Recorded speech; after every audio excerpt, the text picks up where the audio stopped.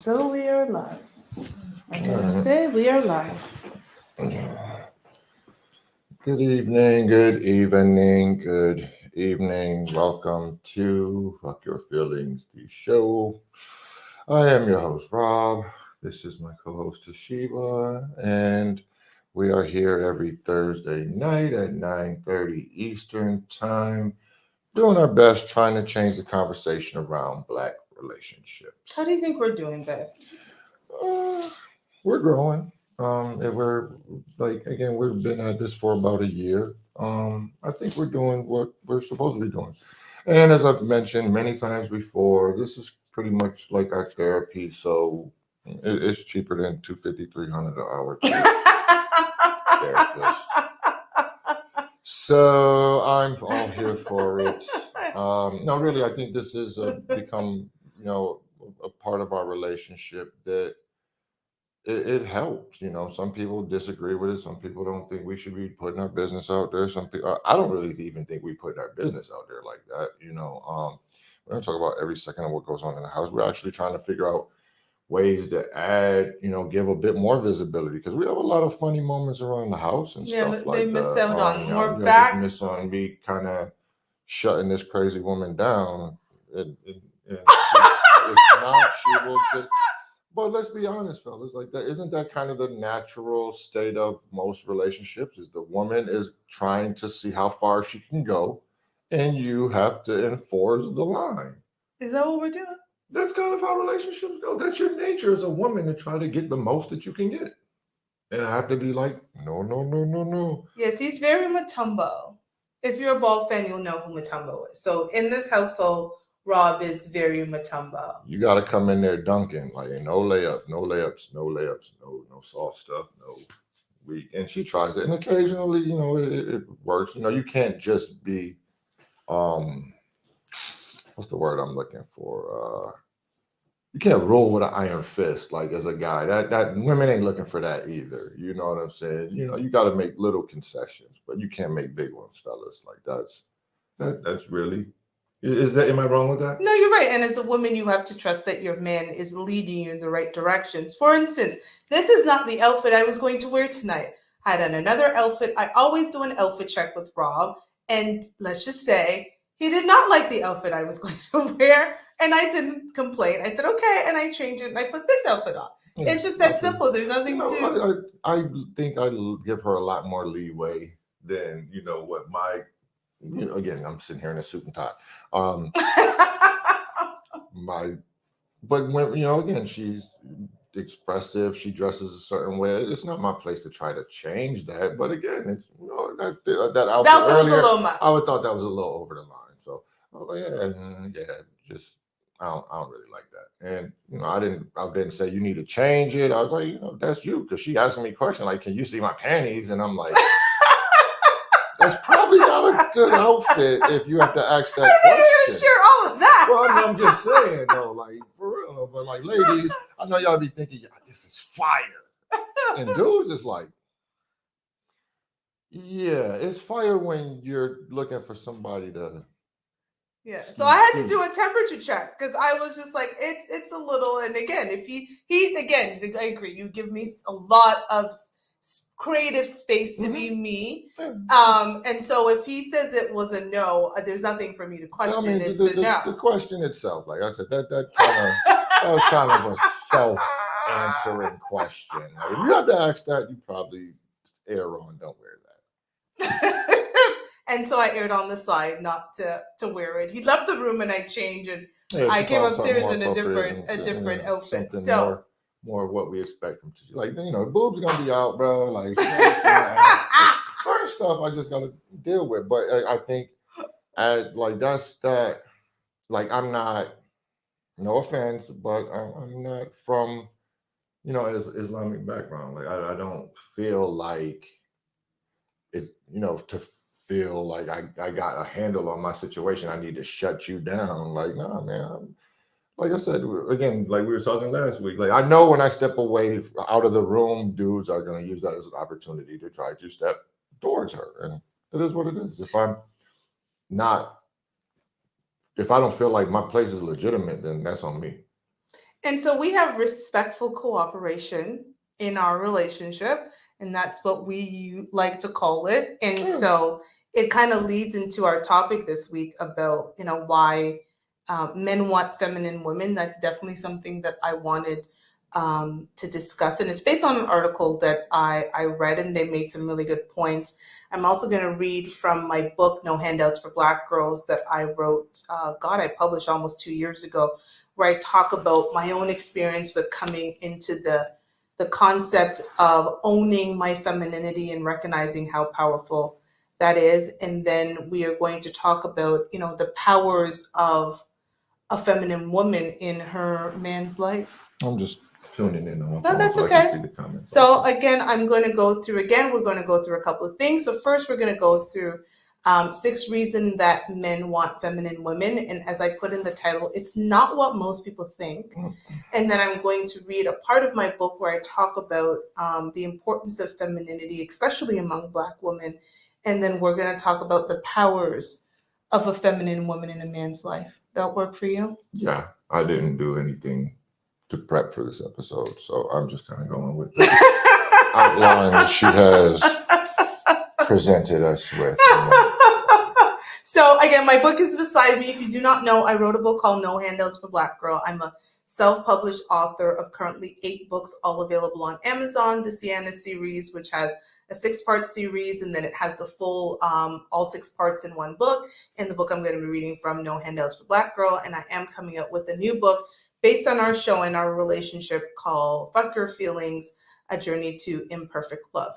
And so, yes, so let's go into this now, and let's go into why men want feminine women. And I chose this picture up here because often I think a lot of people think about, men wanting feminine women for reasons besides the one that we may be talking about, right? Again, femininity in looks, femininity in submission. A lot of people feel as if being feminine means that you're a pushover. Yeah. You're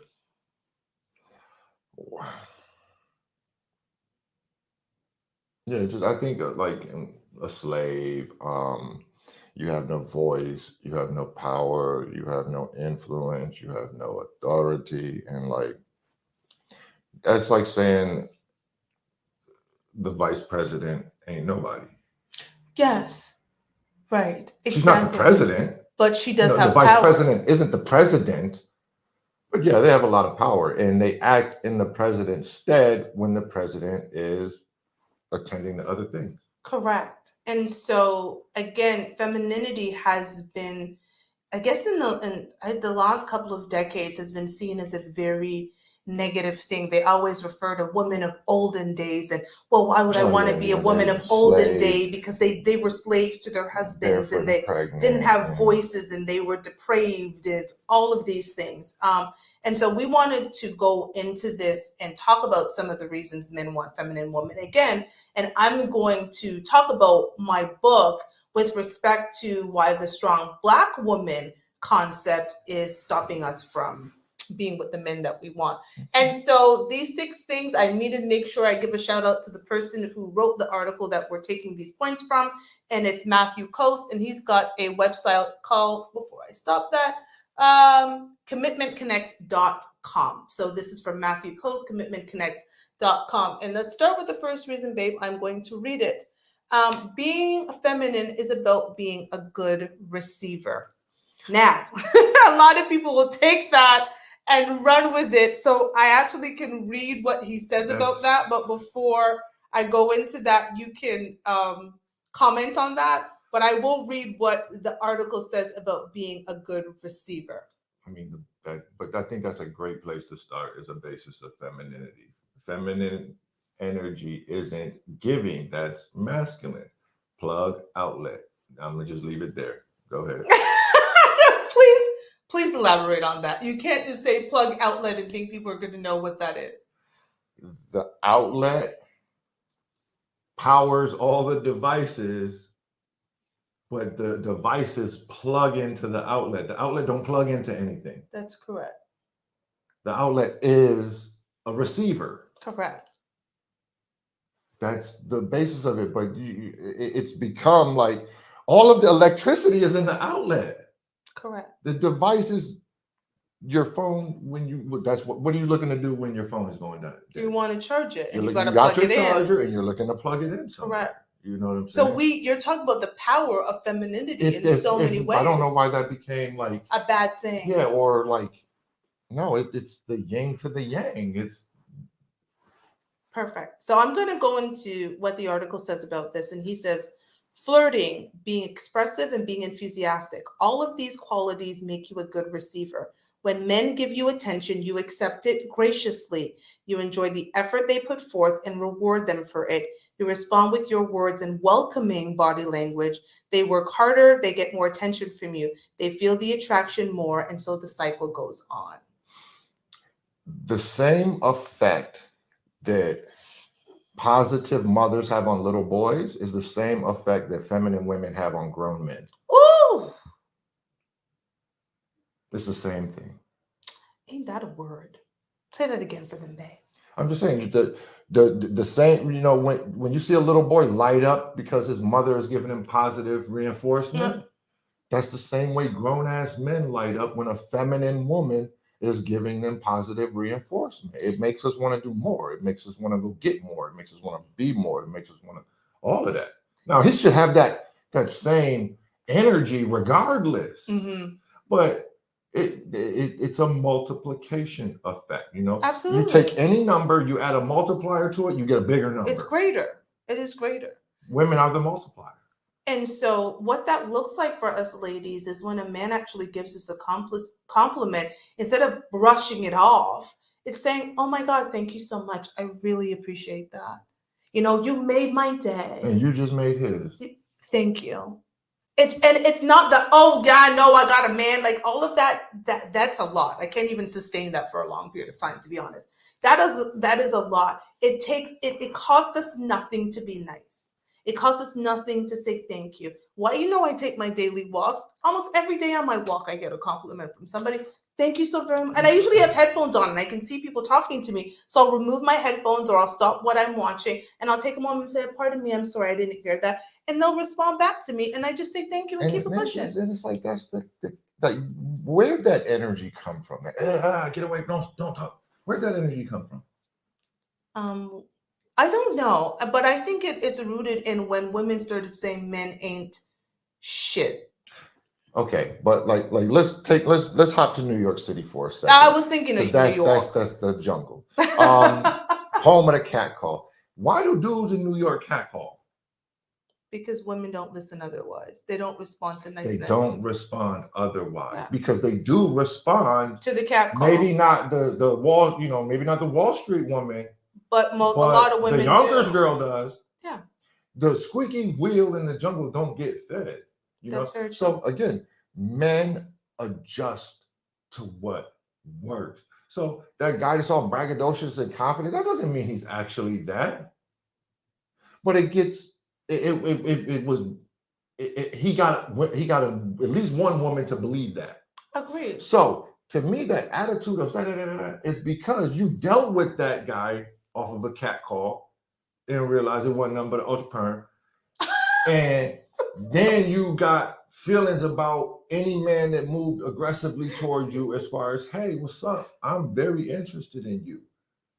That's so true. Why? So you telling me you'd rather have the dude that he wasn't thinking about you until you jumped up in his face telling him you wanted him. Mm-hmm. You think that's a better situation for women? No. You think that, like, you know, like we were just talking on the other show the other night, is like, I think women choosing men is a bad idea. It's a very bad idea. It never works out well. It never works out well for you. You know why? Because he probably wasn't even thinking about you until you chose him. Correct. Now, women that choose from men that pursue them tend to do a bit better. Here is a part of that issue, though, is ladies, we're the beauty, they're the beast. A lot of women, and listen, I know a lot of women sit up here and say, I'm a hypocrite because, you know, you won the genetic lottery, right? Like, I get it. He's pretty damn handsome. He's smart. He's tall. He's all of the things that women want. And so, yes, in some women's eyes, who is Toshiba to talk because look who she's sitting beside. But he wasn't necessarily all of this when we got together. We multiplied. We multiplied. I used my femininity and I helped to usher things along. Yes, I had a great product, but just because we're sitting here looking like this is not how things were 2 years ago when we met. Yeah. It was not at all, but it was my femininity and the value that I brought and us working together that did all of that. So a lot of the times we want a ready-made package. And as women, we want men just as good looking at us. Men are not supposed to be good looking. When the men were hunting, they were not thinking about being good looking. And that's our job. So a lot of women are talking about, I need a man that's this, man that, but the man who has all the qualities that they want, that's approaching them and that's pursuing them, they're not the beauty. You're not supposed to be. Women need to stop fucking being so worried about other women. Yeah, we are. I'm being for real. We are worried. You take the average woman, if she had the perfect man and she walked into a room and all the other women were like, ew, they'd have a problem. Yeah, I agree. Oh, something gotta be wrong with him because ain't no other woman, ain't all the other women said ew, but he's perfect for you. And he takes care of the needs and your why the hell you worried about them other women who are lonely? That's one thing dudes don't do. A dude, if you see a dude with a not the greatest looking woman in the world and he's rather attractive, trust me, she done earned her spot. Facts. He ain't caring that other dudes is not checking for her like that. That's probably more of a plus for him. Facts. We don't care what other men think about in our relationships. Y'all give way too much credit to other women in y'all's. Single women, may I add. Who will snatch your man in a heartbeat. In a heartbeat. Let her find out exactly what he's doing for you. And listen, I've dated a variety of men when it came to looks, right? It was all about how did they treat me? How were they courting me? That's what was important. Their looks, yeah, again, I happen to now and the other part of my life, but I've dated men of all variety, of all sizes, heights not as much, but when it came to look, I was supposed to be the beauty, and I think most men understood that. But the next thing that why men want feminine women is, and I'm going to put this here, being feminine is about living your best life, not settling for average. And that's an interesting one because there's a lot of women on these dating shows who talk about, I'm not going to settle. And they use the word settle in a very negative way. So I'm going to read what this article says, and you let me know your thoughts. One of the best ways to build natural confidence and to stop faking it with all that I know I'm hot nonsense is to work on improving yourself and living the life you actually want. Many people suffer from low self-esteem and they want to pretend they're perfect, which is why we have so many people running around with a strong narcissistic traits these days. Real confidence comes from actually living your best life, being good at who you are and creating the life that you want, transforming your present life, and in brackets it says, which may feel less fulfilling than you'd like, into something amazing, and in brackets, once again, you living your dreams. You will notice a big difference between strutting around like you're a Kardashian and actually becoming a high-value woman who believes in herself and loves reaching new milestones every day. That's the kind of confidence men truly find irresistible. That said, not settle for average. That's such a dangerous word, in my opinion. Settle. Especially for women. Settle and average. Yeah. What is average for a woman? God, these days, I don't even know. I have to be honest. I think that's so where skewed. People have gotten so jacked up. My first college coach used to say something all the time, and it has stuck with me my entire life. Know your limitations. You can't be running around thinking you're Michael Jordan when you Spud Webb.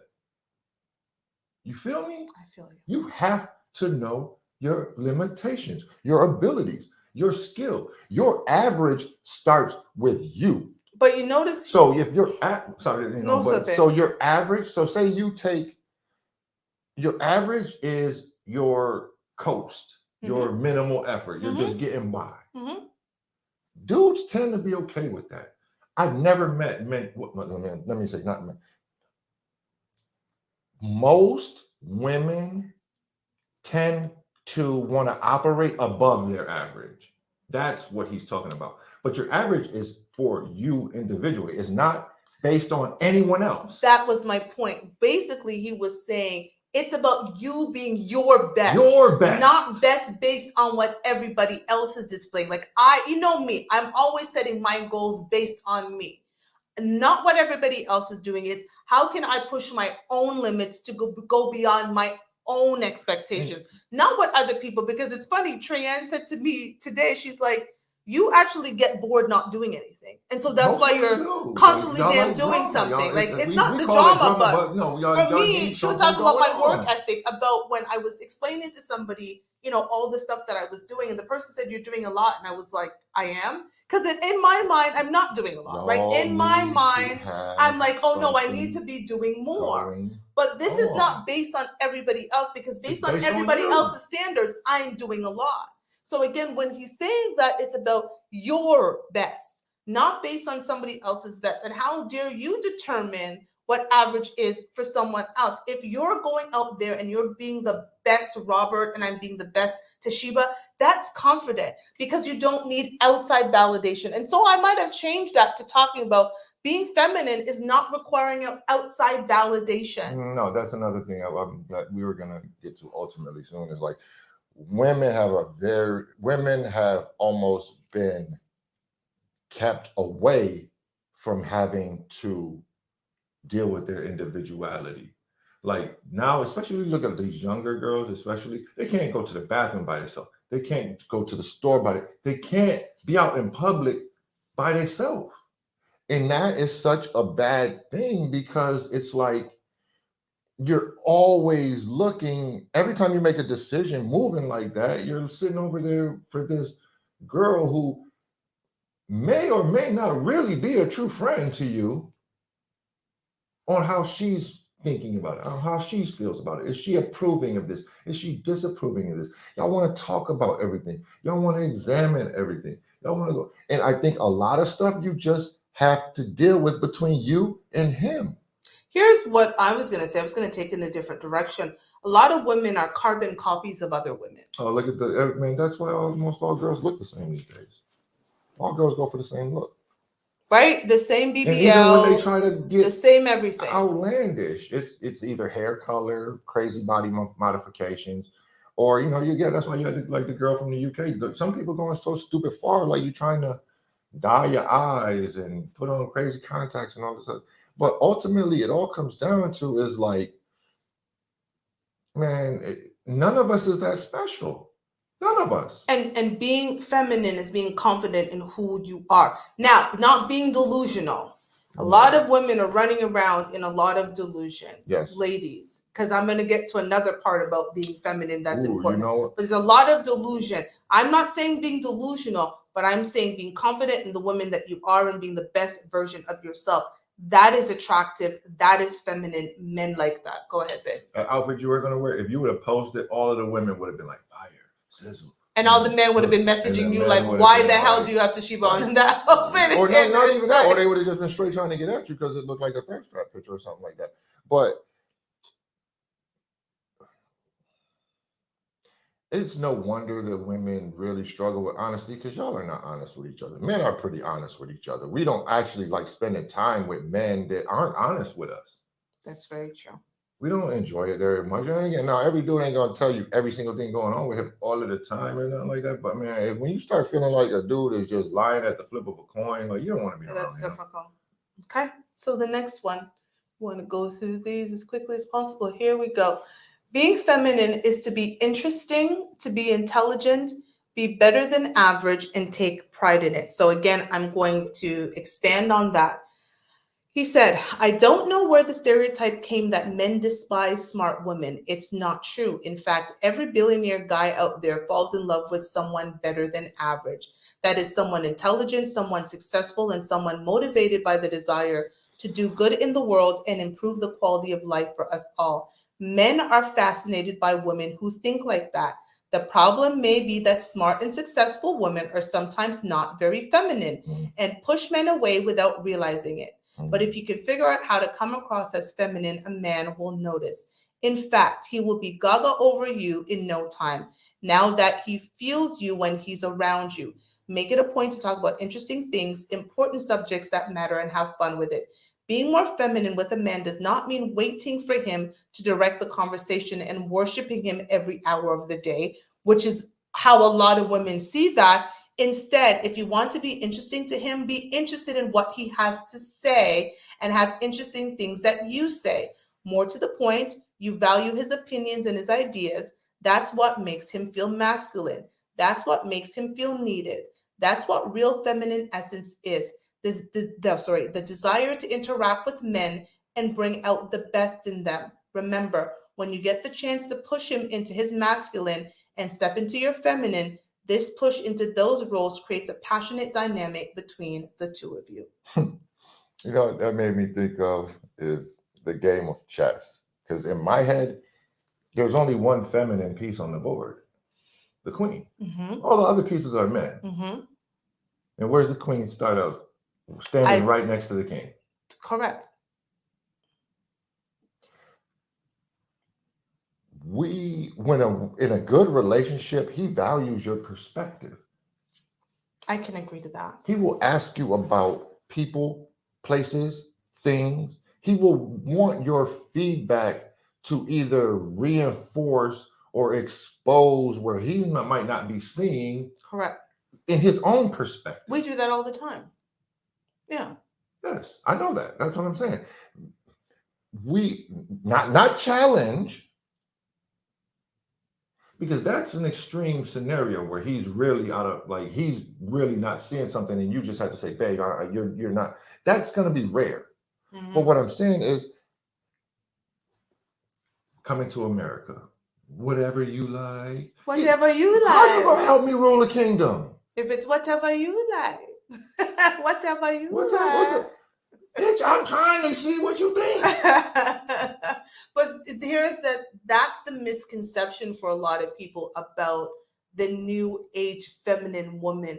Again, feminists will tell you that means weak and vulnerable, right? Yeah, it means not owning who you are. It means being submissive in the worst way, not how we call it again, respectful cooperation.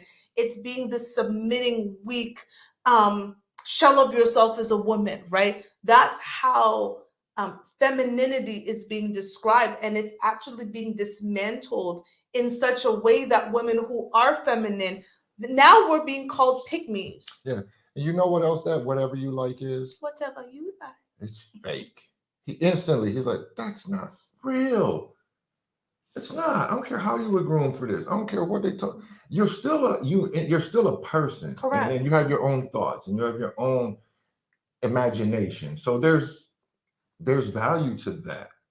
And if you're unwilling or unconfident in it, like again, if you think you're a dummy, why should I think you're not? That's very true. And here's and what we're saying about like the above average, to go on to that. Your IQ could be 60. Maximize that 60. There's people with 120s that ain't doing nothing. That's facts. They're brilliant people doing absolutely nothing with their life. But it's people that, like, that's what I was reading a thing they were talking about Kobe. It's like Kobe wasn't extraordinary anything other than work ethic and competitiveness.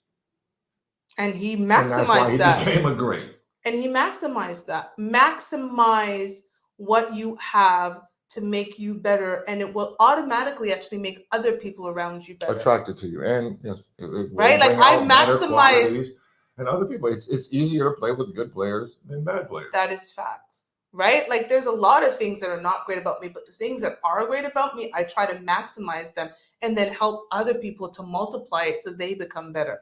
That's being feminine. So let's go to the next one, because when I read my book, it's going to be a little bit longer. Being feminine means being independent. Enjoy your independence and encourage his. Have a life apart from each other. And again, that's another misconception, as if a feminine woman is like clingy to her man and, You know what I'm saying? Like it's all about whatever you like you said. So I'm going to read what he says about this. Clingy and controlling women are a turnoff because they're showing weakness, male weakness. Feminine behavior is partly characterized by a great desire to be independent and to encourage independence from your partner. A woman who encourages a man to go out with his friends or attend another event alone that she personally has no interest in showing trust in her man. She encourages him to be happy and to do his own thing, just as she has an independent life apart from him. A relationship must be built on mutual trust. But what if the man uses this opportunity to cheat? Question mark. Look for patterns, ask questions, make sure you find out his previous relationships ended, ask him if he's ever cheated before. People live in patterns, and whatever patterns he has will end up coming out in your relationship too. If he has a pattern of being faithful, he'll be faithful. So basically, being feminine is not trying to be controlling and control your man's every move, because you can't. Even the best man can cheat. Or you can make the same argument about being masculine is not trying to control your woman. Correct. How she moves and how she thinks. Look, no matter whether you're male or female or whatever you want to prescribe to, that other person is going to be out your sight. And how they represent you when you're out your sight, hopefully you're able to verify that in some way, shape, or form. I mean, she's been to my, work events, so she knows I speak highly of her at work. He does. People told me People that. know that. He talks about you all the time. I've run into her in freaking Walmart or places and I know she speaks highly of me. I've had messages online of people. I know she speaks highly of me. I know she represents me. Like,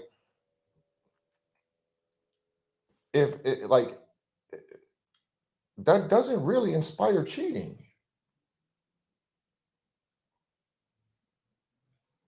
But if you're as soon as he get home at 5:30 and by 5:35 you already talking about you. It's like you just been waiting for him all day to just tell him everything that's wrong with him. That you got going on all day. Yeah. That guy probably gonna start cheating because he's looking to fill in. He don't want to not be with you no more, but he just Patrice O'Neal had the best. He was like, cheating is a man sneaking out of his own house to find a little happiness elsewhere. Are you his happy place? That's part of femininity, right? It's not being fake, but why can't you be his happy place? What is the issue with being his happy place? Because internally means that you yourself are not happy and you need to fix yourself. And I would say in general, especially when for the dude, that cheating is purely just about sex and catching bodies and adding up. That's usually a pretty low quality dude. That is a very low quality dude. That's a low quality mentality. You're trying to validate yourself by the women you bang, bro. That ain't hitting on nothing. And as women, again, you should be able to suss that out very quickly. But again, our pickers are off as women these days, again, because we're picking for looks, not picking for men who can protect and provide. That is all my daddy cared about. Rest in peace, daddy. That's all my daddy cared about was, can you protect and provide for my daughter? My daddy didn't care how you look. Can you protect and provide for my daughter? Oh, you can't? Okay, well, move along until you can. He wasn't talking about how, that happens to be a handsome young man you brought to me. Sheba? No, I don't think my daddy ever mentioned anything about any looks of any of the men I introduced him to. And it wasn't many, let me say, because not everybody was good enough to meet my daddy. Okay. So for him, it was protect and provide. What can you do? What can you bring to the table for? But we're out there picking on looks as opposed to the men who can, again, do what we need to do for ourselves and potential children in the future. So again, understand what that means. And if you're choosing low quality men, that's on you. That has nothing to do with the man, because you could say no. As women like to say, we're strong and independent. Except when it comes to picking men, apparently. Right? Isn't it I don't know how so many independent people are able to blame their life on other people. Right? Because if you're independent, how is it everybody else's fault? So the next thing is, being feminine means having a healthy view of your body and sexuality. Now, let's hear what he has to say about that. Some women may be confused about how to be femininely sexual. That is to be desirable without coming across too aggressive. Maintain a healthy self-image. Your body is beautiful. Be with the man who appreciates your body. If you don't like something about your body or your sense of fashion, then make an effort to change your lifestyle. Change your perception of yourself. Confidence must come from within. It changes your entire outlook. Feeling sexy attracts men because you project that energy. And if you want to flirt in a feminine way, then focus on feeling sexy rather than just looking sexy. Giving yourself permission to be flirty and later sexual will attract a man and encourage him to make the first move.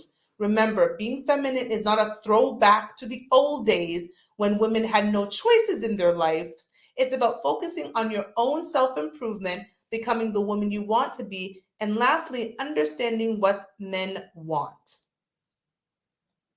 I love the fact that he said, being sexy is about feeling sexy rather than just looking sexy. That is such, as women, we do tend to, it's the focus on the look, but internally, we don't necessarily feel how we're projecting on the outside. And I call them BBLs. And speaking of those and certain things, it's like, and a man cannot sexualize a woman who has not sexualized herself first. It just can't happen. I can't treat you like an object unless you treat yourself like one. Drops mic. Don't know if we need to say anything more than that. We just have one more reason before I go into read my book. Do you have anything else to say about that? Because I mean, it's right. Ladies, to me, it's work on yourself. Fake, we can listen. As a woman, I know fake confidence. Burkas, man. Like, come on, man. So, but again, it's the real confidence versus false confidence. Because you can spot the false confidence a mile ahead. Women with less than flattering bodies dressing provocatively. That's not confident. And but a woman will say that, oh, girl, she's confident in herself. No, confident in yourself advertising. Like, this ain't gonna take much. Confidence in yourself is dressing to your body type because that's your body type. Thank you. Confidence is owning the fact that my body is larger than it used to be, and those clothes that I have in the closet no longer fit. So I either have to do something so these clothes in the closet fit, or I have to buy larger clothes to fit my new body. Accepting that new body and not pretending that it doesn't exist. Like Uncle Kevin used to say, you do see yourself naked, right? Like you're the only body shaming. Your body shaming. Oh, give me a break. Your body. Guess what, ladies? Men body shame.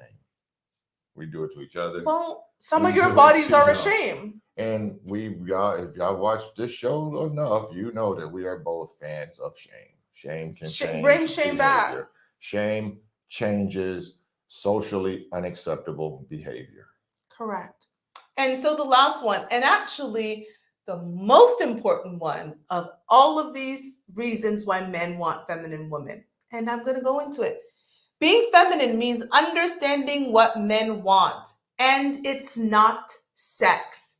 They want to feel needed. Ding, ding, ding. So this entire mantra of I don't need no man will guarantee that you won't have one.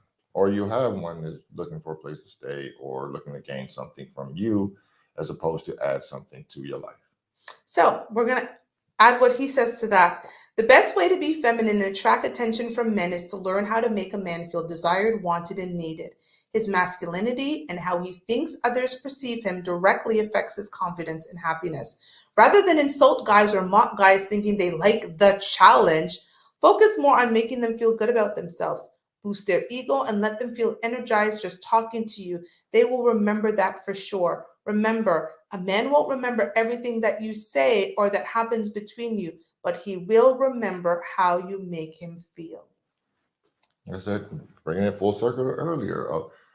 The same effect that a positive reinforcement of a good mother has on a little boy is the same effect that a feminine woman has on a grown man. We actually feel like little boys when y'all do that stuff. And not in no corny way, lame way, but it's like a dog ain't gonna apologize for feeling good for being petted. There's a reason. It's his nature. So yes, men like to be, yes, men like to be exalted for lack of a better word by women. Like that's because again, we doing stuff to try to be more valuable. But y'all want to exalt those that ain't doing nothing. And then base them not doing anything and say that all men are like that. Yeah. But again, you chose that man. Yeah. And you often chose that man because you were outside of your femininity. Because if you were in your femininity, that man should have never been in your life because he didn't display anything to you that said, hey, you're the woman that I want. And that whole have you and is it any coincidence that in general, the more a woman matures, the more women mature as a group, the more they complain about men. You don't see a lot of 19-year-olds running around talking about men ain't this and men ain't that. The whole world is their oyster. And when we start complaining, like you said, every woman does what her first boyfriend wants her to do. It submits to her first Submits boyfriend. to her Every first woman boyfriend. submits to her first boyfriend. And then he potentially breaks her heart or something Not happens. Potentially, he did. Well, I can't say my first boyfriend broke my heart, but something goes wrong with some of the first men you meet, and that could be your father sometimes, whatever it is, right? They break your heart, and then you bring that into every other relationship. Well, you feel the need to go into it like I need to protect myself from something that happened in a previous relationship, and that's unfair to the person in the current relationship because you're already guarded, defensive, holding on to things. Like we don't like doing we don't like getting punishment for stuff we didn't do. That is facts. We just do not like it. And that doesn't make any sense why you would bring that into a relationship. So men do it too. Men, I agree. Men carry on their hurt sometimes too. So again, if you do not know, I have a book called No Handouts for Black Girls. It is a memoir, and it talks about a lot of things that I went through in my life in the corporate world. And it does talk about the beginning of our relationship and falling in love with Rob. And so I'm going to read from the chapter entitled, You're Single Because You're a Bitch. It hurts to hear, but it's true.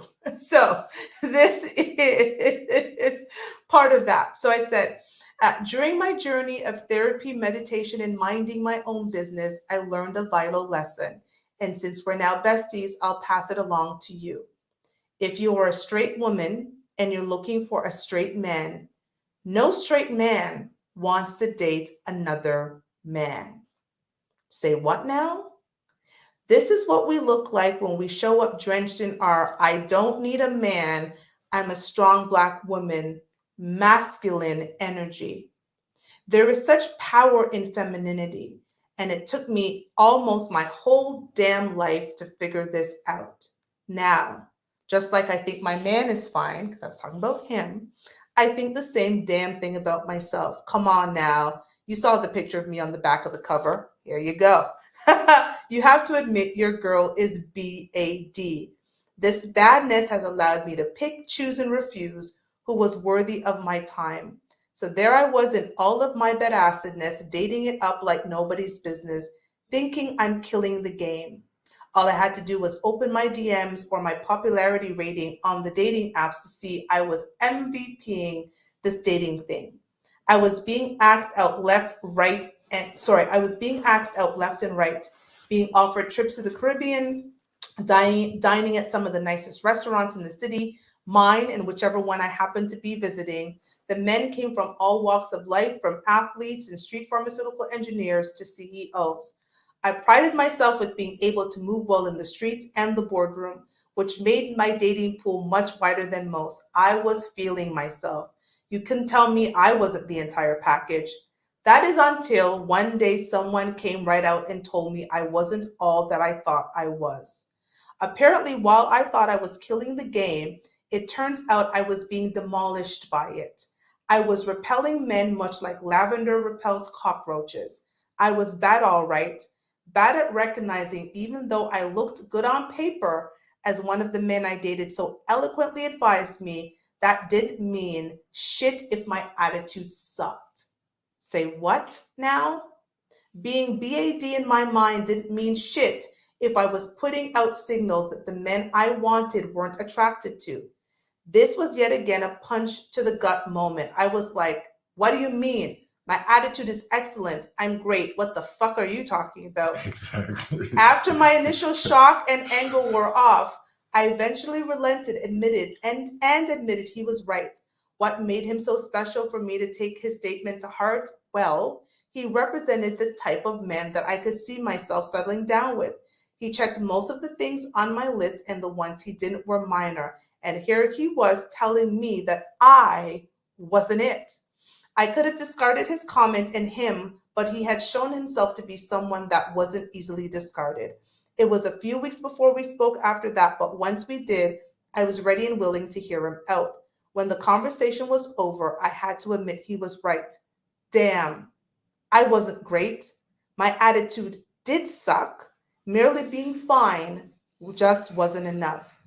Girl, I was in my whole ass feelings. I had been walking around thinking my shit was scented of honeysuckle when it smelt like what it was. Shit.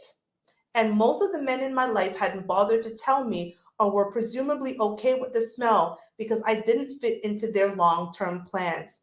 I was just there for the moment. And while I was there, I also made them look good. I could navigate their world with ease and in some cases left them better than I found them. And that's not ego, that's a fact. I had a way of coming to someone's life, dismantling it, putting it back together with newer, shinier parts. While I was busy doing all of this, I wasn't seeing or simply refused to see that I was also breaking some of their other parts, the ones that allowed them to see me as a valuable asset and not just a temporary jump off. If I was being seen by these men as a liability, there was no way they could afford or allow me to remain in their lives. In the process of dismantling, I was thinking I knew better. Better because I had convinced myself I was smarter, savvier, more informed, more connected, more. Which, as I reflect back, is mind blowing because, as I wrote above, I was dating some of the top of the line men with a few fixer uppers in my mind sprinkled in. I came to learn and better understand that I had been not so subtly delivering the message that these men weren't good enough. So, of course, I had no other choice but to make them better because it was the only way they stood a chance with me. To a man who has worked to build his own damn self up, that message must have come across loud, bold, and arrogant as shit. Here I was, one of the first to talk about how the world breaks down our men, yet I was doing the same thing. I'm going to pause on that. There's a little bit more, but what are your thoughts? I mean, you Yeah, clearly know my I've read book, the book, but again, that's a good.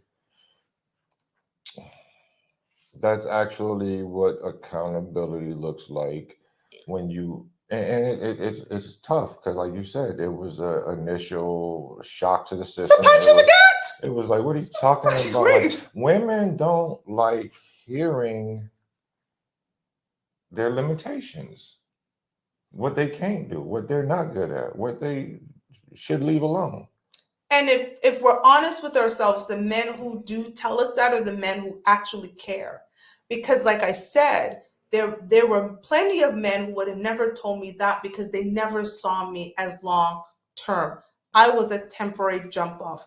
And that sucks. Like when I wrote this part of the book, it was very much therapy. And I wrote this book after going to therapy and having to sit my ass down and really truly look at myself for who I was. And my therapist had to say, Toshiba, this woman who has protected you for this far, she can't come on the rest of this journey with you because she's not going to work for the life that you say that you want.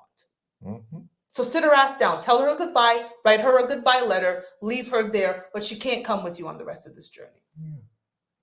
And if I'm honest with myself, I don't get to be here with him if that woman had remained.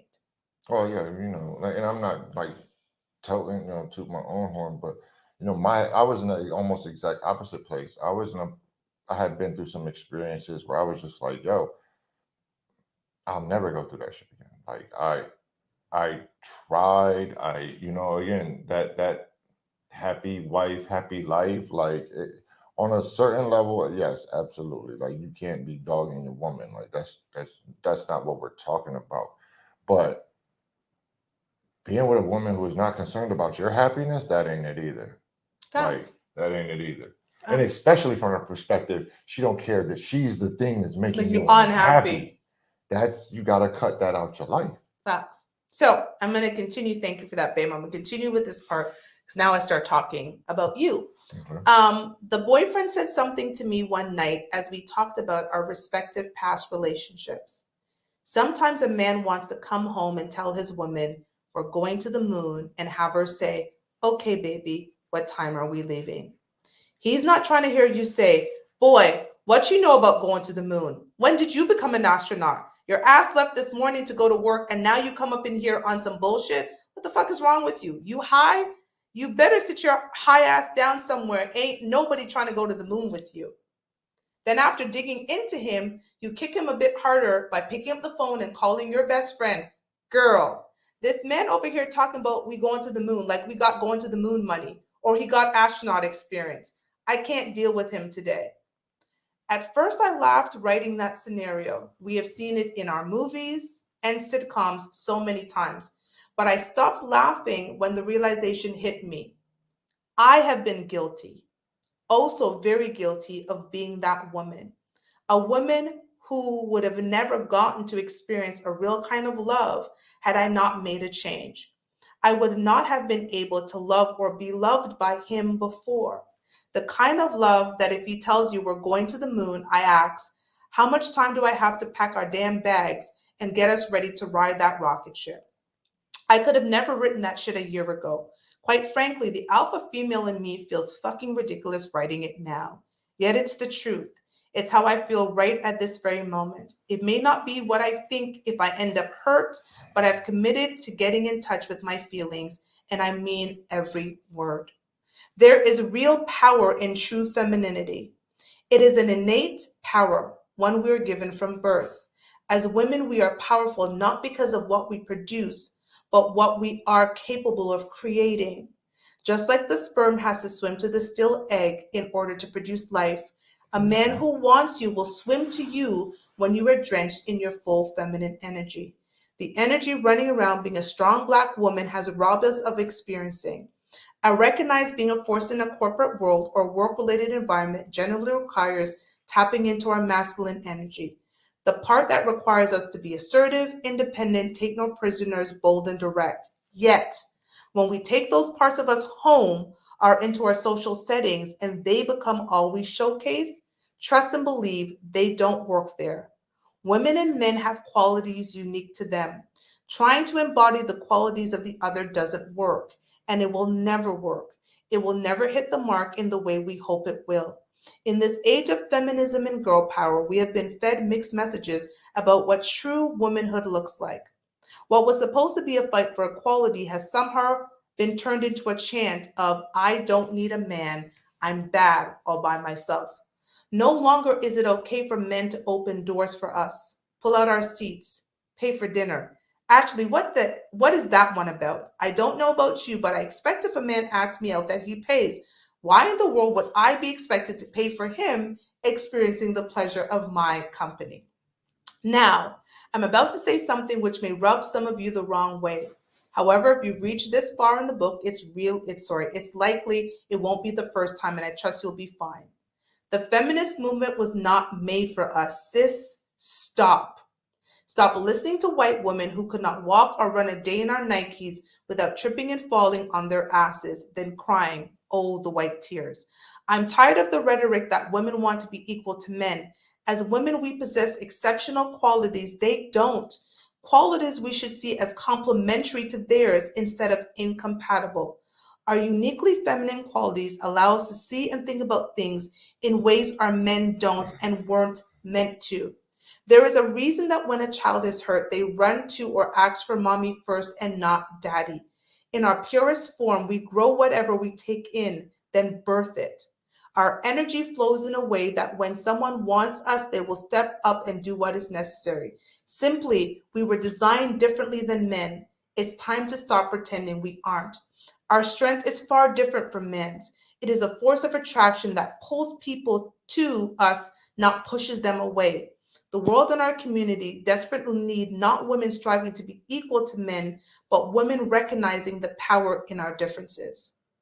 If you've ever had a fragile item delivered to your home, the box will also have the words handle with care imprinted somewhere on it as well. While many of our men are out here ready and willing to handle us with care if we just let go and let them. Because I love a disclaimer, I feel the need to put it out there and say this is not a broad pen stroke. I'm not speaking about all women, nor am I pretending to have all the answers, but I do not want you to be like me. I want you to attract and not repel, love and be loved, and be worthy of someone's best. Most importantly, I want you to find and do all of this before you have to put up too many walls that even Superman can't break them down. Before you've convinced everyone, especially yourself, that not only do you not need a man, you don't want one either. Yeah, and again, that just we touched on those topics so many times on this show. It's like we hear this stuff it doesn't feel like it's new information. It doesn't feel like it should have been like ever even something that was questioned. But I think that this whole like how bad things got kind of crept up on people. Especially people that were in, relationships for a while. It's like if you spent from 2010 to 2020 in a relationship and jump back out on the market in 2021, you were like, what the what's going on out here? You know what I mean? Like, things just, and that's how technology moves though, exponentially quicker. So the ways that this is impacting us in a negative manner is like rolling a mountain down a snowball down a mountain. It could cause an avalanche, because like but it's because feminine women is being packaged as a negative thing. Because even myself, who considers myself fairly feminine, I knew that I had carried this weight of my corporate life into my relationships, right? And even with my best intentions, right? So when I talk about coming in and dismantling and doing whatever, you've seen the power of me doing that. Mm-hmm. But sometimes I did it in a way, like I said, I was sending a message to the person unknowingly that they weren't good enough. And that's why my approach to you was very different. I didn't just go out and do what I asked. I said, babe, do you mind if I do this? And I said, this is, if you're not okay with it, I won't do it. But this is why. And luckily for me, you were like, I don't want to do it. If you want to go and do it, then you do. Doing it. Right? And it was recognizing strengths and weaknesses, not me taking that corporate hat of being the boss, and coming in being the boss, saying, well, you know what? You want to start a business. Don't you want to do this? You have these skills. You could do that. And trying to make him something that he didn't want for himself. Here's what I think. I think that couple of first is feminism, definitely. And then it was the agenda of just capitalism, of get that bag. Because I think many women got it confused that if I make more, that means that I get a man that makes more. Mm-hmm. And it doesn't work the same way for men that it does for women. See, the more money a woman makes,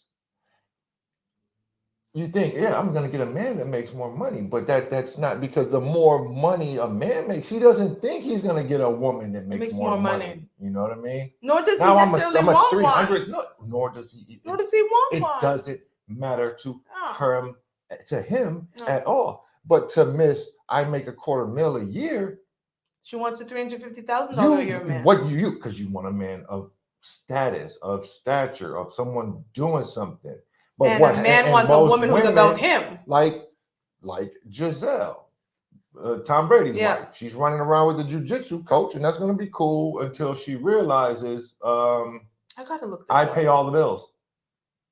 I got to look up this. I pay all the bills. Meanwhile, Tom, have you seen who Tom dealing with? No.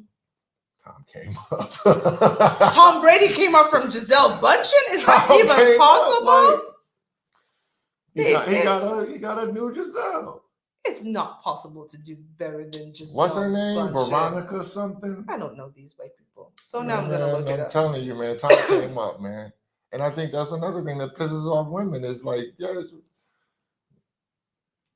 Oh wow. Tom ain't miss. Okay. Veronica Rejek. Yes, and again, the jujitsu guy is hot, but he ain't Tom Brady. This is, I know what you probably can't see Yeah, this. just but look this up. is What's her name again? Veronica Rejek. Rajek. Yeah. She is 26 years old. She was at a game a few weeks ago with a Tom Brady jersey on, and that was, I get. And again, she ain't do that without his permission. I can guarantee you that.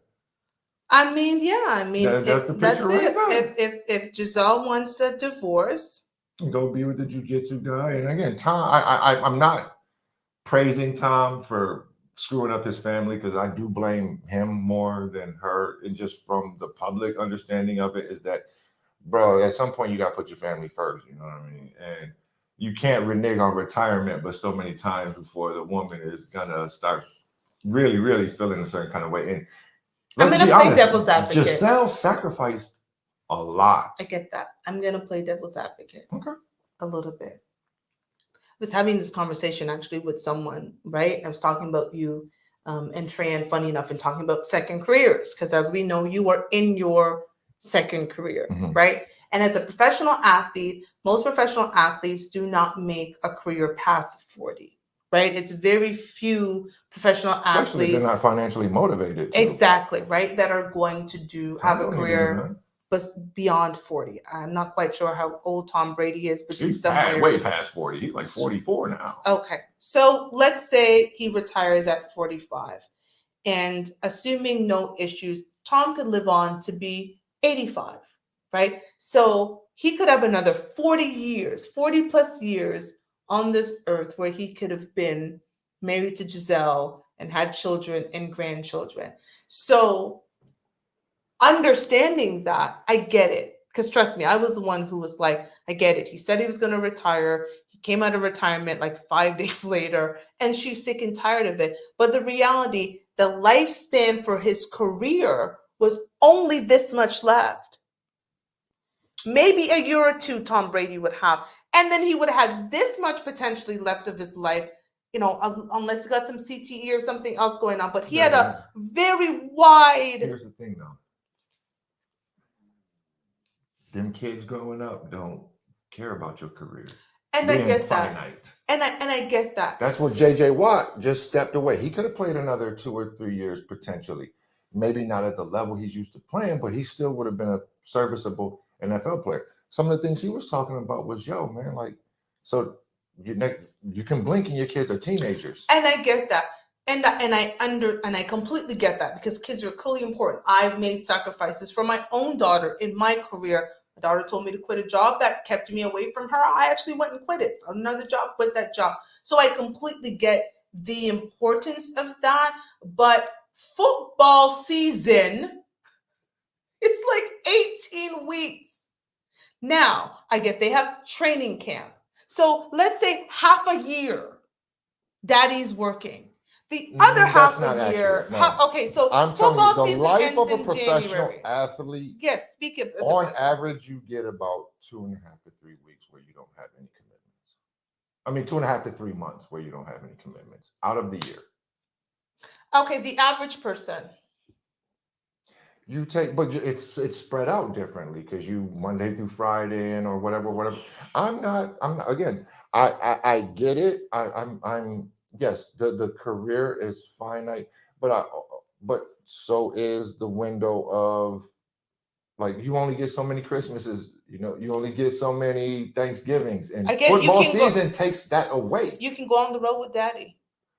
You understand what I'm saying? I understand what you're saying, but listen. There is sacrifice in relationship on both sides. I agree with you. And that's what I'm saying. We're not in Giselle's situation. We don't know how many, because we know he broke at least one promise. He did. So we don't know how many the last seasons it was before that last season. And I get it, but did Giselle meet him as Tom Brady, the high school kid who wasn't in the NFL? Did she meet him as Tom Brady, the NFL but player? as again, it's funny to hear you kind of advocating why she should have just chilled out. Where I'm like, and again, right? Because look at where she ended up. She's Let me with a finish my- jiu-jitsu person. You said she probably played herself. Absolutely, she probably played I herself. want to see her boyfriend. But he's the kid's jiu-jitsu coach. He's the kids' jiu-jitsu coach? Oh no. Isn't that a violation? Man, like if Tom cared, but I don't care if Tom cares. Could you imagine we are married, we're getting a divorce, and I end up with the coach of one of your children that you used to drop off and pay this person to teach your child to do something. That's par for the course for celebrity lifestyle. This is him? This is a joke. Can you guys see this? Hey man, I'm just saying, but I do think this is ridiculous. I'm sorry. Yeah, this is not the topic, but we're way off topic, but in that one, because it's such an interesting dynamic, because you see the results of the split and who you think won in the game of Ring Around the Rosie. Who are you going to be with next? Well, the men always turn out the winner. Because again, you guys don't look at the same thing, right? A woman of that stature. We don't need you to be a man. Exactly. That's the difference. We just need you to be a woman. That role is. He's looking for a helpmate. He wants a woman at the end of the day who can be with him and be by his side. You're not driving the car. No. You know what I'm saying? So the man is always driving the car. So who's sitting in the passenger seat doesn't matter as much as when you're in the passenger seat, who's driving. And listen, I get from the side of making sacrifices. I understand about making sacrifices. Well, I made sacrifices in the relationship. But I think she probably played herself. Thank you. Because it was, again, they'd been married for a while. Yes, there were 2 kids involved. What was one more year? Because he's clearly retiring after this. Oh, he's retiring. I can't see him trying to come back. Because they told he might do something in the playoffs, but I doubt it. And they was lighting time up this year. So it would have been she made a permanent decision on temporary feelings. And that's something that we talk about, right? Do not. Because I doubt Tom was the one pushing for the divorce. He was not. It was very clear he was not. She filed. Play football and one more year. Like this. Yeah, on a certain level, she probably. Because that made him feel needed, right? I think he made that that's announcement. His purpose. Tom is not like. One thing about some of the, usually when you see guys, especially in sports at that great level, that's all they're going to be good at. I don't think he's going to be a good sportscaster. No, he's not going to be good at anything else. This will be being a quarterback, that was his thing. That was his thing. Tiger Woods ain't going to be good at nothing else but golf. Thank you. That he's not going to be a great sportscaster. Has a penalty too. You're great at this and you suck at everything else. And so he needed the support of the woman he committed to be there when he was sucking at everything else, which he will be for maybe the next 40 years. He might be regretting it a little bit too, but who knows? They might find their way back to each other. It's probably not. Probably not after the jiu-jitsu. Too much, I think Tom's going to have a hard time swallowing that one. That man. Like the jiu-jitsu. I just looked at him. No. But again, I did say earlier, it's not about looks, but a woman of Giselle's stature, she ain't no regular woman. Like y'all don't most like of being us the are breadwinner, average. Though. Y'all don't. Y'all do not like being the breadwinner. But see, that's the part of still being able to be feminine, even if you are the breadwinner. That's different but that's the challenge, right? That's the challenge. Still let the man be the man. Thank you. But it's hard time for women to relinquish their control of their money. Like you went out there and earned it, and you got it, and you just gonna give it to some man. That don't sit right with your soul on a certain level. But why are you giving it? Why does it feel like?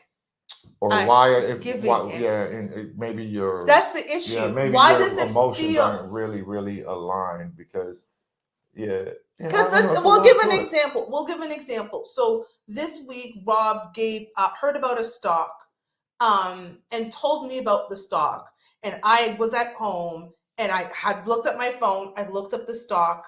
I bought a significant number of shares of the stock.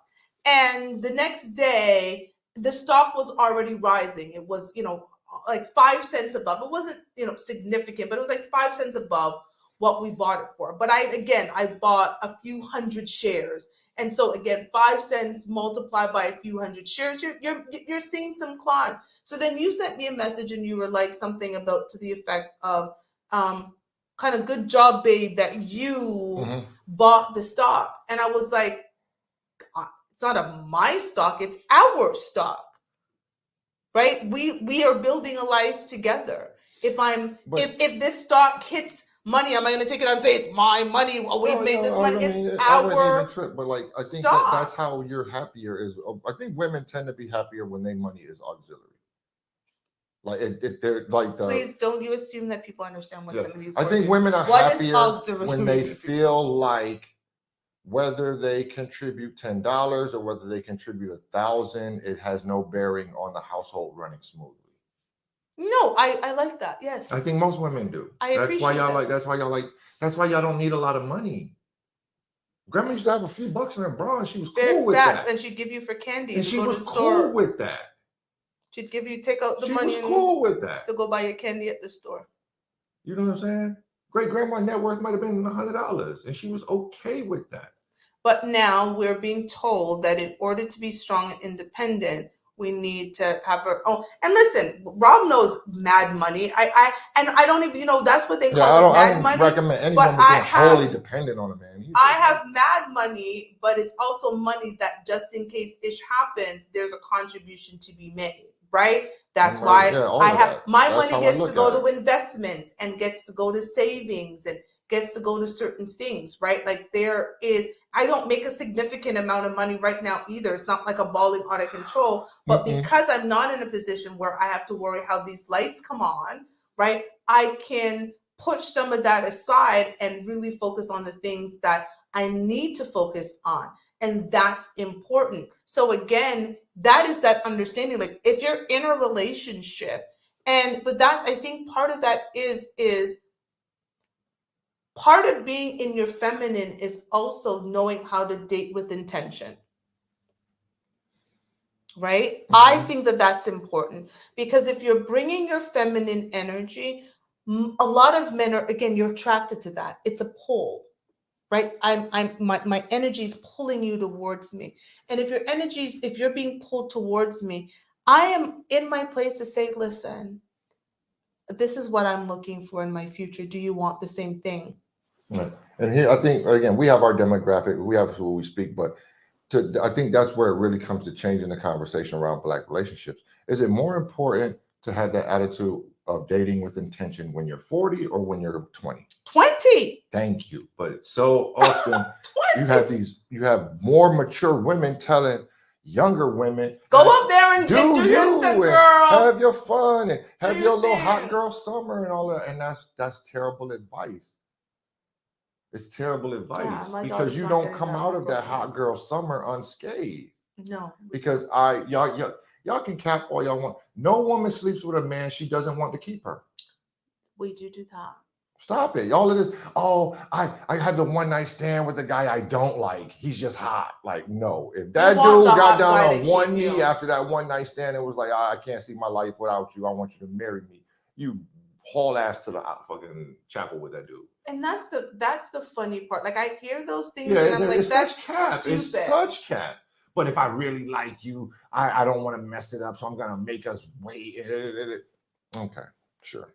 That's dumb, right? We do use our feminine parts, okay, to try to trap men. That's why babies come out of feminine parts with men you had one night stands with, and men who told you they didn't want babies because you're hoping that those feminine parts are going to keep the man, right? But again, a true feminine woman is confident enough to say, this is what I want. This is what I desire. And if that is not what you want, I respect that, Robert. But I have to move along because I am seeking a husband. I'm seeking a life partner, whatever it is that she encapsulated. So as we wrap up, I'd love for you to say, we only have 2 questions, so we've got some time. I'd love for you to talk about, from a man's perspective, the power of having a feminine woman in your life.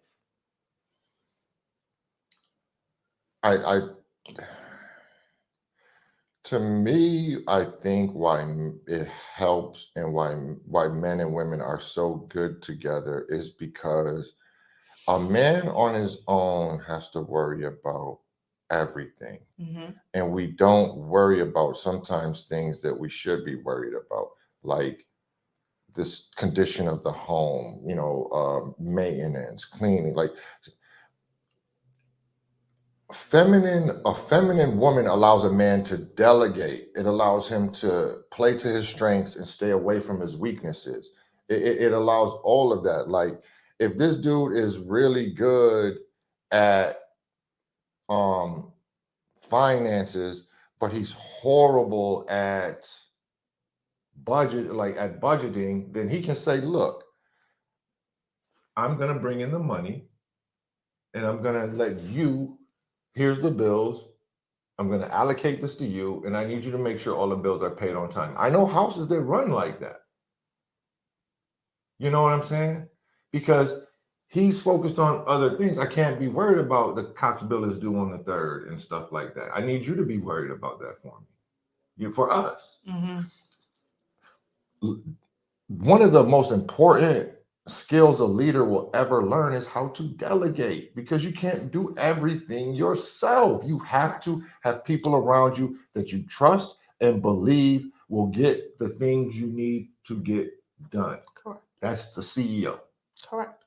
That's why you hire the people around you, is you trust and believe them to do their job. Correct. And if all parts are pulling their weight, then the vehicle moves forward, the organization moves forward. Correct. That's the same thing with a man and a woman. Is he should like that's cap. Y'all don't want to be out front. I do not. Like that's where all of those, he walks on the side closest to the cars and all of those, but they come from that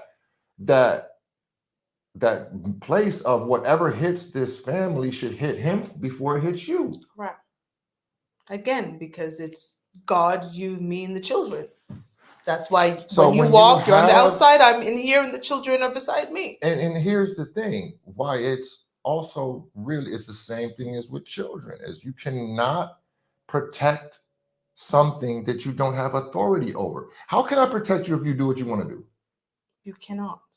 How can I protect you if you wear what you want to wear, you go where you want to go, all times of night, the girls how am I responsible for your safety? You can't be, because I'm out there. You're doing what you want to do. Correct. How can I be responsible for your safety I can be responsible for your safety when you listen to me? Correct. Same as a child. Correct. When you tell them, don't go play football, and they go play football, and then they come back. No. I told your ass not to play football. Now look at you. And at least you have the lesson moving forward of, man, maybe I'll be better off when I listen to mom. Mm-hmm. Because she's there for your protection. Correct. Dad, not so much. Like, Dad, I see you jumping on this be way. Like, you'll figure it out in a minute. The more you fuck around, the more you find out. And that's the power of femininity. That's the power. She cares enough to prevent you from finding out when you fucking around. Men don't. We'll just let your ass find out. And so, being feminine in a man's life is going to produce better results, right? All the time. Almost every single time. Other than when you don't have a guy that's really masculine, because then you got two bitches in the relationship. But that's your fault, right? If I would say, and that's on both sides, if you end up with a person that you chose them. Thank you. Later regrets, and soon regret, right? And it's also understanding that people change and evolve. But my femininity isn't something that's going to all of a sudden change in 20 years. The dating pool is not full of Oscar winners. Like that's how you again. He changed, and also I think people are going to change in good relationships. People are going to change in bad relationships. People upslide in good relationships and they backslide in bad relationships. That's almost a statement that again, y'all relationships started out on bad. Is it any wonder that it ended up where it ended up? Okay. And it's, again, I do feel, again, there are certain aspects of relationships that are always going to change, but you being a leader and me being respectfully cooperative and staying in my feminine, that shouldn't change. I don't all of a sudden become like, "Rawr," I know you make fun of me, but what is it? Um, the lady, the Hercules lady. Shira? No, the one we wrote. Oh my God, we were just watching it. And you call me that. She-Hulk. She-Hulk. Why are you messing that up? Oh yeah, I was like She-Ra, She-Hulk. she Yeah, Hercules, yeah. She-Hulk, right? Like I don't. I'm just stomping around here. Like that doesn't change, and I think that there's the essence of femininity that we need to bring back. Femininity does not mean weak. It does not mean vulnerable. It does not mean pushover. It's actually a very positive thing, as I've said from the book. There's power in femininity. Where in the third world are women and mothers considered weak?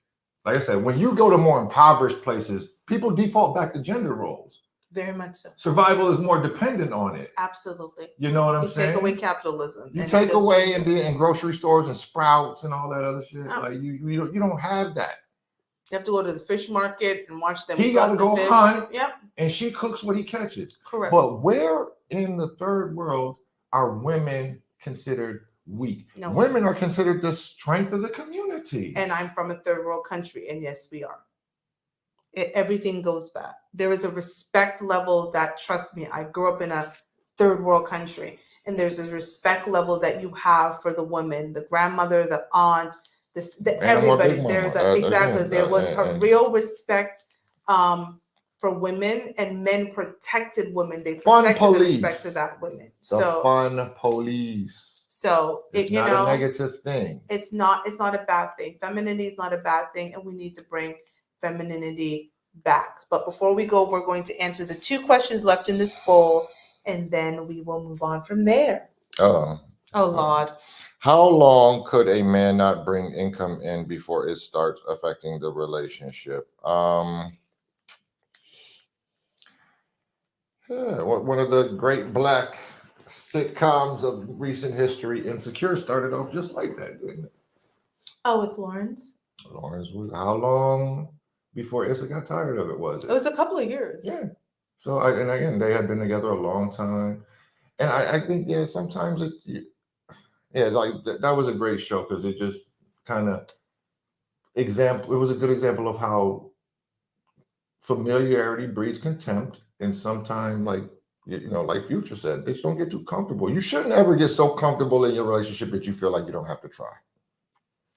I'm going to answer that question too, just because we only have 2 questions, and then you can answer the question that I'm going to say. I feel as if your partner is fiscally responsible and they've saved for a rainy day, there isn't necessarily a time period, right? I think it's also a behavior thing. Now, if a partner was fiscally responsible and they had money in their 401k, they had stocks that they could cash out, they had investments, they had saved that, we learned in COVID that 3 months definitely wasn't enough, but they saved enough that allows them that time to take a break, and you don't have to worry about the lights turning off. It's very, very different. I also think the behavior, especially as speaking as a woman, your behavior would also, like, are you out there actively trying to do something else, or have you just gotten to the point where like month 4, 5, 6, you can't come out of bed, I'm having to clean around you, I'm lifting you up to go give you a bath, like all of that will play a role. It's depend on how he plays it too. Exactly. It depends on how he plays it. So I think everybody has their breaking point. And if you get to that point where you're a shell of your former self, that's going to be very different than if you saying, you know what, babe, I'm going to take these few months. You know what? We've got the 401k. We've got all of that. Let me see if I can pursue this passion that I've had for a while. My resume is still available. I'm still going to do whatever. But it's a different conversation than, again, you sitting around being depressed. So any relationship where only one person is working at it is hard. Very hard. Very hard. So final question. Should you block an ex after a breakup? Why? That would be my question. Why would you feel the need to block your ex? Why is the breakup so contentious that blocking them is necessary? Right. That's just new age lingo, like, you know what I mean. And now, do I think if a person is an ex, they're an ex, and you need some separation time? Yes. Yeah, you can't break up and then talk about we're going to hang out. We're going to hang out and have dinner on Wednesday. Like, no, there's got to be some time that goes by to kind of correct let that bond dissolve a bit from what you've been accustomed to, and then it's more possible. Like, I think that makes more sense as talking about that's my guy friend than just the dude who's been hanging around waiting for a chance to beat. Like that, I'm like, yo, he's not really your friend. He wants to be your man. You just got him on the bench. Facts. But like a ex, I think there, especially when it's like he's moved on, you moved on, you guys realize that it wasn't horrible, but you guys just really weren't like the relationship wasn't progressing the way either one of you liked. Yeah, that doesn't seem to. Yeah, why would that tie need to be severed permanently? Because here's my thing. I feel like if I'm blocking you, like one of us didn't want this. Yeah. Right? Like it was one of those where or even that, or it's like it's also like that block go, like I don't care who calls me, like you see, you might be lucky, you're lucky if I answer or not. You know what I'm saying? Like, you know what I mean? Like, to me, that's kind of like, I have to cut off communication because if he tries to come back to me, I don't have to, like, I don't understand. I don't. But really, that's already telling me that you wanted to communicate. Yeah, that's what I'm saying. Like, right? But if you block it's not really him, over. It's not you won't know if he called or not, right? And that's reverse psychology bullcrap. That's this age where everything is temporary and short, and like people break up with the intention of not really it being a breakup, but just as a tactic to try to improve the relationship. Thank you. And we've talked about this on an earlier show. Men don't work on relationships we're not in. That is correct. You talk about we're taking a break. We're taking a break, meaning I'm going to smash somebody else. Oh, there's that. So, ladies, if you feel the need to block your ex, you need to consider why. And I truly am going to go out on a limb and say it's because it's not over for you. Yeah, and you're hoping he calls you. But again, for your own ego, if you block him, you actually won't know if he's called or not. Even though you actually have a block thing that will tell you if they've called or not. So if you really want to block, you'll block and delete and not have memorized his phone number. That's a whole different scenario. But a lot of women, it's their ego. They talk about it on social media. They expect him to go create a fake account or, circumvent the block to try to reach out to them. I'm not. Which is even more so. That's like ridiculous. You still want this man. That's ridiculous. Like, no man is fighting for you in that way. Why do you need to fight for me? But why do you need to fight? Why do you need to fight for me? Thank you. There should be no need to fight. Fighting to try to be in somebody's life. I'm not about to do that. We're not doing that. Like, that's just not a way. I'm not fighting to be in his life, and he's not fighting to be in mine. It's either we want to do this or we don't. Start pushing me out. I'm gonna help you. Bye. Like, that's it. So stop with the foolishness and let's be mature, right? Again, stop making permanent decisions on temporary feelings. You want to know what? Like, here's my thing. Rob doesn't get to leave the house when he's angry and stay out. We don't get to sleep in different rooms. The only time we've done is I was sick the other day and I was relegated to the couch because I didn't want to get him sick. But there's none of that. Yeah. Guess what? You want to be mad? We're going to be mad in this house together and we're going to fix it. You stay on your side of the bed. Thank you. And I'll stay on my side of the bed, Matt. And if we get to the point where it's that ridiculous, we got 2 floors.